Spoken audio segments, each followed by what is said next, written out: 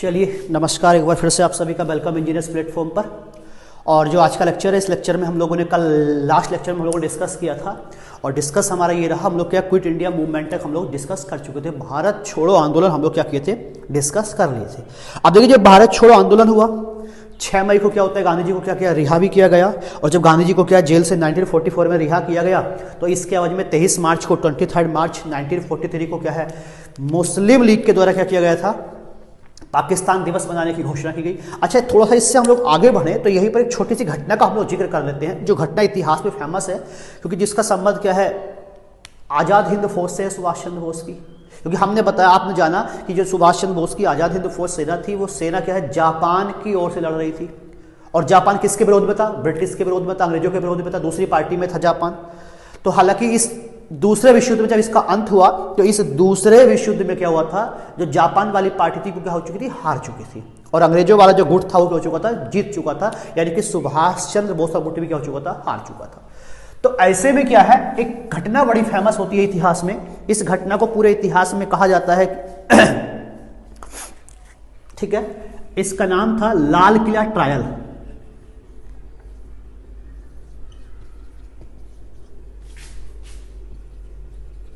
Trial 1945 या लाल किला मुकदमा इसको कहा जाता है। देखिए, दरअसल लाल किला मुकदमा क्या था, जब दूसरा विश्व युद्ध हुआ, तो जब दूसरा विश्व युद्ध हुआ, दूसरे विश्व युद्ध में क्या हो गई, जापान हार गया। और जापान हारने के मतलब क्या था, जापान ने क्या कर दिया, आत्मसमर्पण कर दिया, क्या कर दिया, सरेंडर कर दिया। और जब सरेंडर जापान के द्वारा किया गया, तो जापान ने जब सरेंडर किया, तो सरेंडर में क्या है, यानी कि क्या है, आज़ाद हिंद फौज ने क्या किया, सरेंडर किया। तो आज़ाद हिंद फौज के सिपाहियों पर ब्रिटिश सरकार के द्वारा क्या है, एक मुकदमा ट्रायल चलाया गया। कहाँ पर, लाल किले में, जिसका नाम क्या पड़ा, लाल किला मुकदमा, जिसको इतिहास में कहा गया। ये जो मुकदमा हुआ, ब्रिटिश सरकार का मानना क्या था कि आपने क्या काम किया है, आपने इस समय क्या किया, आप इस समय आपने क्या काम किया है, ब्रिटिश सरकार के साथ क्या की, गद्दारी की है। तो इस पे क्या होगा, आपका केस चलेगा। तो इस मुकदमे में जो आरोपी थे वो कौन, किनको एक्यूज बनाया गया, तो एक्यूज कौन कौन से थे, एक थे प्रेम सहगल, गुरबख्श सिंह, प्रेम सहगल, गुरबख्श सिंह। तो 3 सिपाही थे जो किसके थे, आजाद हिंद फौज के। इनका नाम था प्रेम सहगल, एक दूसरे हैं गुरबख्श सिंह, और तीसरे सिपाही थे शाहनवाज। इन तीनों पर लाल किले में चलता है मुकदमा, देशद्रोह का आरोप लगाकर। आज जब देशद्रोह का आरोप लगा, ये नहीं कि इनको क्या बनाया गया, एक्यूज बनाया।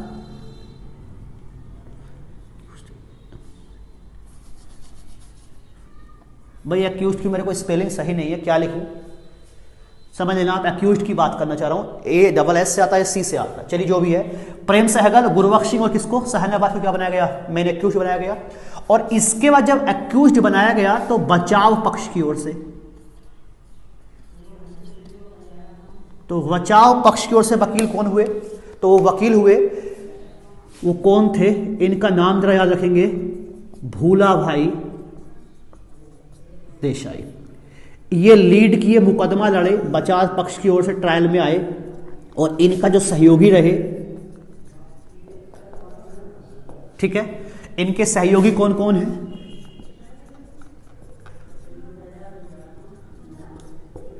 तेजबहादुर सप्रू, एक थे काटजू, और खुद जवाहरलाल नेहरू ने पहली बार इतने समय के बाद क्या किया, अपना क्या है, दोबारा अपना काला कोट पहन लिया। और देखिए, जब एक तो इस समय क्या है, भारत छोड़ो आंदोलन चल रहा है, ऊपर से ये घटना यहां पे घटी हुई है। तो इस समय जो ब्रिटिश वायसराय हैं, लॉर्ड बेवल, तो इस समय वायसराय कौन थे, इस समय वायसराय हुआ करते थे लॉर्ड बेवल, नए वायसराय थे, ठीक है। लॉर्ड लिलिथगो के स्थान पे आए थे लॉर्ड बेवल। तो लॉर्ड बेवल को लगा कि ये सही समय नहीं है, एक काम करिए, लॉर्ड बेवल ने क्या अपने कदम पीछे हटाए और इनको क्या कर दिया, सजा क्या कर दी, इनकी माफ की। क्योंकि इस समय क्या पूरे भारत में क्या एंटी ब्रिटिश माहौल बन चुका था। तो इसी के दबाव में आकर लॉर्ड बेवल ने क्या काम किया, इनकी सजा क्या कर दी जाती है, माफ कर दी जाती है। और ये जो घटना थी इतिहास में फेमस किस नाम से हो गई, ये घटना फेमस हो जाती है इतिहास में किस नाम से, लाल किला मुकदमे के नाम से क्या होती है, घटना फेमस हो जाती है। अच्छा, लाल किला मुकदमे के साथ साथ मैं एक घटना का और जिक्र करना चाह रहा हूं, छोटी सी, और इसको बोलते हैं CR फॉर्मूला। CR फॉर्मूला या राजाजी फॉर्मूला। ठीक है, 1944। बस इसमें इतनी बात नहीं है, ये किसके द्वारा दिया गया, एक मद्रास के नेता थे सी राजगोपालाचारी। दरअसल अभी आपको पता है मुस्लिम लगातार क्या है, पाकिस्तान ने एक नए देश पाकिस्तान की डिमांड कर रही थी, तो राजगोपालाचारी के द्वारा क्या था, दरअसल मुस्लिम लीग और कांग्रेस के बीच का समझौता कराने के लिए क्या एक फॉर्मूला दिया गया, कुछ बातें कही गई, उन्हीं बातों को क्या कहा गया इतिहास में, CR फॉर्मूला कहा जाता है। तो किसने दिया CR फॉर्मूला, राजगोपालाचारी। और जब ये CR फॉर्मूला राजगोपालाचारी के द्वारा दिया गया, तो इस फॉर्मूले की अगर हम लोग बात करें तो इस फॉर्मूले को जिन्ना ने मानने से साफ मना कर दिया। जिन्ना ने कहा कि हमें क्या है, सड़ा गला दीमक लगा पाकिस्तान नहीं चाहिए, रिजेक्ट कर दिया गया। तो बस आप CR फॉर्मूला क्या था, कांग्रेस और मुस्लिम लीग के बीच क्या समझौता कराने के उद्देश्य से क्या है, एक बात जो कुछ फॉर्मूला दिया गया, इसका नाम क्या पड़ा, राजाजी फॉर्मूला या CR, क्योंकि सी राजगोपालाचारी को प्यार से राजा जी कहा जाता था, तो इसलिए क्या बोलते थे इसको, कई बार हम लोग राजाजी फॉर्मूला कह दिया जाता है। अब राजाजी फॉर्मूले की हम लोगों ने बात कर ली, इसके बाद हम लोग बात करते किसकी, एक और नया समझौता भारत में आता है, और इस समझौते का नाम क्या था, वेवेल प्लान या वेवेल योजना। देखिए जो वेवेल प्लान या वेवेल योजना की अगर हम लोग बात करें,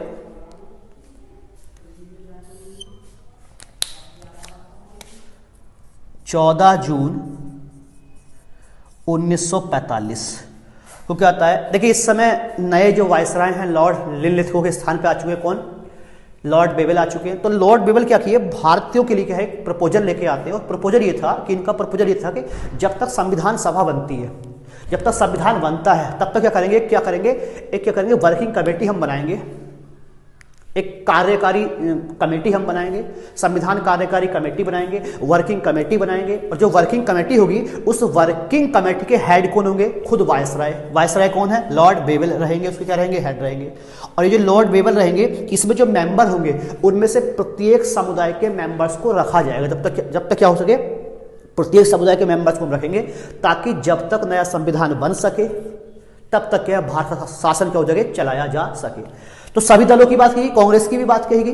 अब कांग्रेस की ओर से अगर हम लोग यहां पे बात करें तो ये समझौता कहां पे होता है, शिमला में होता है, तो इसको क्या कई बार शिमला सम्मेलन भी बोलते हैं। तो ये मीटिंग कहां पे हुई, शिमला में, तो ये मीटिंग होती है शिमला में, इसलिए इसको क्या बोलते हैं, शिमला सम्मेलन भी कहा जाता है। और इस शिमला सम्मेलन की बात करें तो इस शिमला सम्मेलन में हम लोग यानी कि वेवेल प्लान में कांग्रेस की ओर से शामिल कौन हुए, तो कांग्रेस से आए मौलाना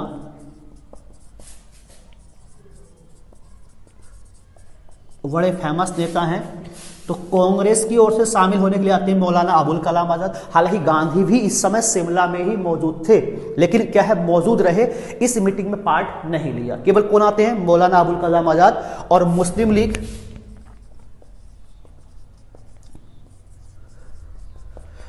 लीग की ओर से कौन आते हैं, जिन्ना। तो एक प्रस्ताव रखा गया लॉर्ड बेवेल के द्वारा कि एक कमेटी बनाएंगे जिसके अध्यक्ष खुद कौन रहेंगे, वायसराय रहेंगे, और इसमें कुछ जो मेंबर रहेंगे कमेटी में, जो वर्किंग कमेटी के मेंबर होंगे, उनमें भारत के सभी दलों से क्या करेंगे, हम लोग क्या करेंगे, प्रतिनिधि क्या करेंगे, लोगों को रखेंगे। तो जिन्ना ने की डिमांड क्या है, जिन्ना बोल रहे हैं कि चूंकि मुस्लिम समुदाय की सबसे बड़ी पार्टी है मुस्लिम लीग, तो यहाँ पे मेंबर तय करने का अधिकार कौन कौन रहेंगे, ये किसके पास रहेगा, मुस्लिम लीग के पास रहेगा। हम किसी को कोई और क्या रहेगा इसमें शामिल नहीं होगा। तो जिन्ना इस बात को लेकर अड़ गए, और जब जिन्ना इस बात को लेकर अड़े तो इसमें क्या हुआ, कोई कंक्लूजन नहीं निकला इसका, किसका, वेवेल प्लान। तो बस ये था क्या है, वेवेल योजना थी, किसके द्वारा, लॉर्ड वेवेल के द्वारा, 14 जून 1945 को आती है। ठीक, कहां पे हुआ, इसी को शिमला सम्मेलन भी हम लोग कहते हैं। तो पहले आप इसका स्क्रीनशॉट ले, फिर हम लोग आगे की बात करते हैं।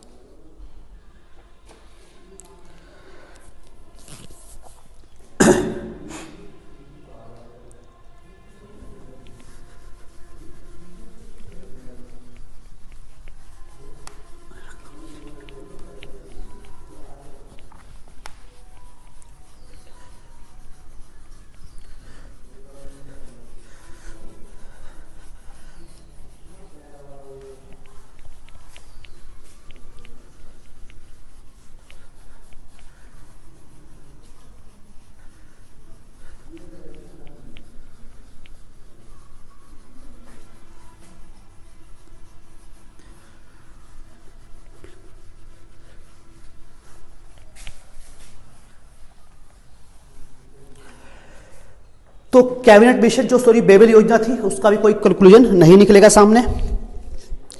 अब आता है भारत में कैबिनेट मिशन।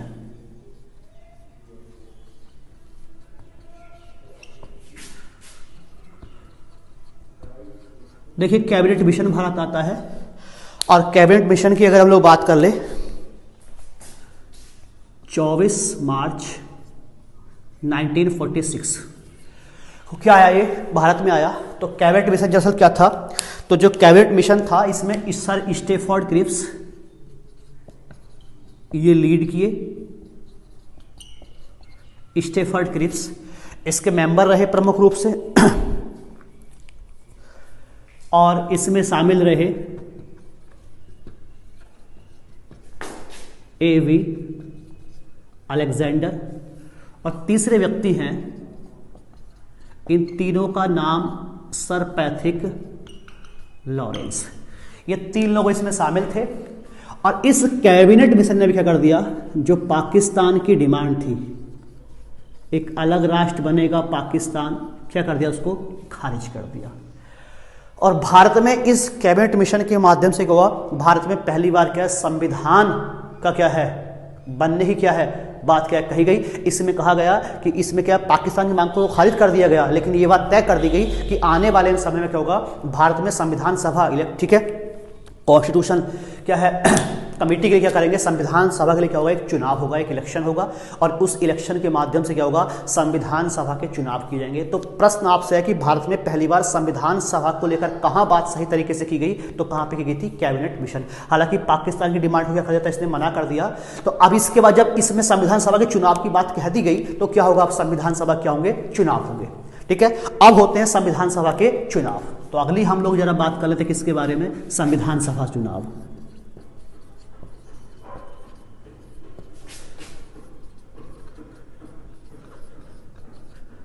यानी कि हम लोग बात करते हैं इंटरिम गवर्नमेंट, अंतरिम सरकार की हम लोग बात करते हैं। तो अब भारत में पहली बार होते हैं संविधान सभा के चुनाव होते हैं, क्योंकि संविधान सभा के चुनाव किससे हुए, कैबिनेट मिशन योजना के तहत ही क्या हुए, संविधान सभा के चुनाव हुए थे। ठीक है, और ठीक है जुलाई 1946, ये कब की घटना है, ये चुनाव कब होते हैं, जुलाई 1946 में, 1946।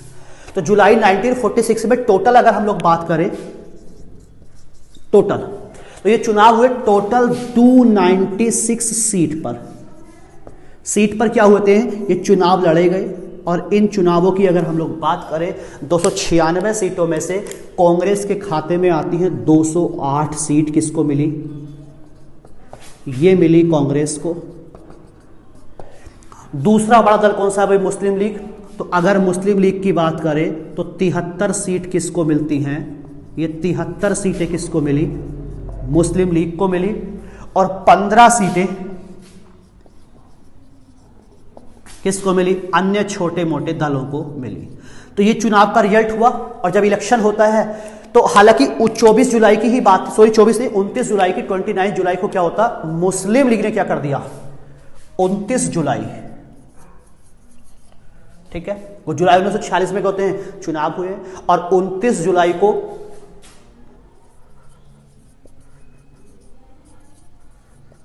मुस्लिम लीग ने क्या किया, इस कैबिनेट मिशन जो प्लान आया क्या कर दिया, मानने से मना कर दिया, मना कर दिया। और मानने से मना कर दिया और कहा कि 16 अगस्त क्या करेंगे, डायरेक्ट एक्शन हम लोग लेंगे, डायरेक्ट एक्शन डे की क्या कर दी, डिक्लेरेशन क्या कर दी, घोषणा कर दी। कहा हम इस चुनाव को मानेंगे ही नहीं। 29 जुलाई को मुस्लिम ने क्या काम किया, कैबिनेट मिशन प्लान को मानने से मना कर दिया और घोषणा कर दी कि 16 अगस्त से क्या करेंगे, लोग डायरेक्ट एक्शन लेंगे, यानी कि सीधी कार्यवाही दिवस हम करेंगे। और जैसे ही ये घोषणा की गई, सीधी कार्यवाही दिवस की घोषणा की जाती है, भारत में क्या हो गए, सांप्रदायिक दंगे स्टार्ट हो जाते हैं, कम्युनल राइट्स स्टार्ट हो जाते हैं। और ऐसे में अब भी जब सांप्रदायिक दंगे भारत में चल रहे थे तो गांधी अभी भी अपनी बात पर ही अड़े हुए थे कि मैं भारत का क्या विभाजन होने नहीं दूंगा। लेकिन दंगे फैलते रहे, और दंगे जब फैलते रहे तो ऐसे में ही एक नोट में लिख दे रहा हूं यहीं पर, एक व्यक्ति थे लॉर्ड माउंटबेटन। कौन थे? माउंटबेटन। माउंटबेटन ने गांधी को क्या कहा? One man boundary force.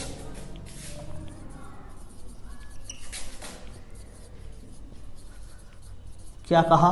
One man boundary force. तो कभी आपसे पूछ ले कि गांधी को वन मैन बाउंड्री फोर्स का टाइटल किसने दिया, तो लॉर्ड माउंटबेटन के द्वारा दिया गया था, जो भारत के कहते लास्ट वॉयसराय भी थे।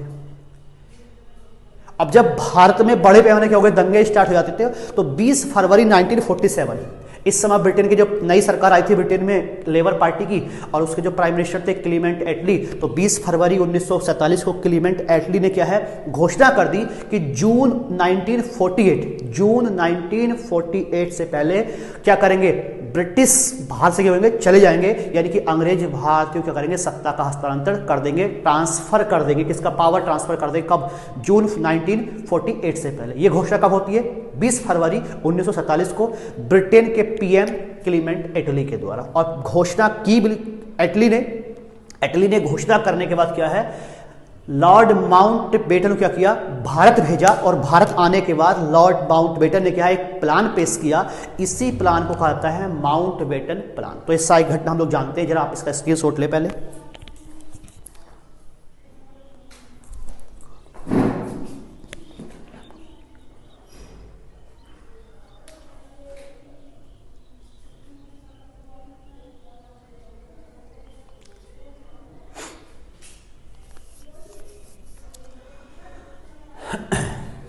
चलिए,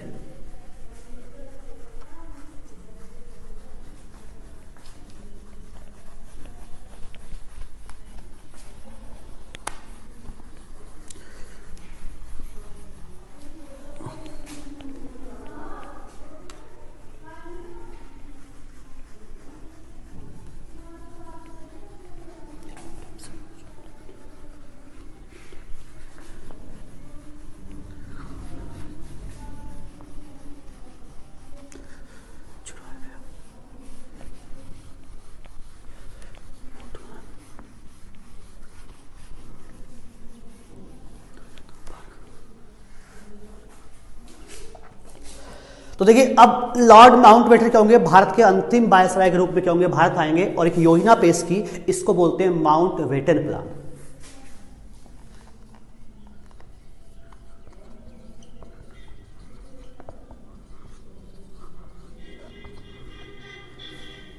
माउंटबेटन प्लान, ठीक है, 1947। तो दरअसल माउंटबेटन प्लान की अगर हम लोग बात करें तो 22 मार्च 1947 की बात है।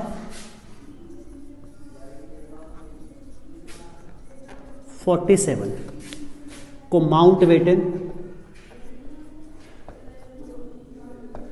कहां आते हैं, भारत आए। भारत आते हैं अंतिम वायसराय के रूप में, जिनको क्लीमेंट एटली ने भेजा, क्योंकि क्लीमेंट एटली में बताया आपको 20 फरवरी 1947 को एक डिक्लेरेशन कर चुके थे, एक घोषणा कर चुके थे कि जून 1948 से पहले जो क्या करेंगे, भारतीयों को पावर का ट्रांसफर कर देंगे, सत्ता सौंप देंगे। तो 22 मार्च को क्या होते हैं, माउंटबेटन क्या होते हैं, भारत के अंतिम वायसराय के रूप में भारत आए। और भारत आने के बाद 2 महीने तक क्या है, लगभग क्या है, सभी से बातचीत की, मीटिंग की, और मीटिंग करने के बाद 2 महीने तक क्या हुई, 2 महीने तक बातचीत हुई। और देखिए 2 महीने की बातचीत के बाद जो निष्कर्ष, जो कंक्लूजन सामने आया, वो कंक्लूजन ये था कि भारत को क्या किया जाए, भारत को क्या 2 हिस्सों में डिवाइड किया जाए, और विभाजन, पार्टीशन एकमात्र क्या है, विकल्प है, ओनली वन ऑप्शन।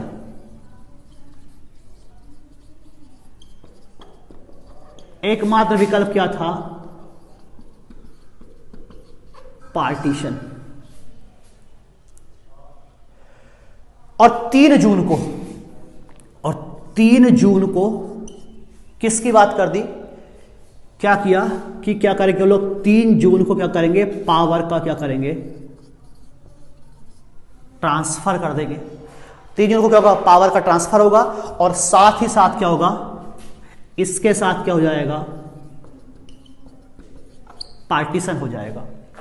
यानी कि पार्टीशन होगा और भारत क्या होगा, 2 हिस्सों में टूट जाएगा। यह घोषणा कब की, 3 जून को। तो इसलिए 3 जून को ही कहते हैं माउंटबेटन प्लान भी इसको कहा जाता है। 3 जून को आया, तो 3 जून को सत्ता हस्तांतरण और क्या है, विभाजन की बात किसके द्वारा की गई, माउंटबेटन के द्वारा की जाती है। और इसी क्रम में क्या है, 18 जुलाई 1947, तो इस तारीख को 1947 क्या है, एक एक्ट पारित किया गया। इसका नाम था इंडिया इंडिपेंडेंस एक्ट। क्या कर दिया गया, ये पारित किया जाता है। और इस एक्ट में क्या किया गया, इस एक्ट जब ये पारित हुआ, पास हो गया, और इस एक्ट में पास होने के बाद क्या कर दिया गया, बोला गया कि माउंटबेटन योजना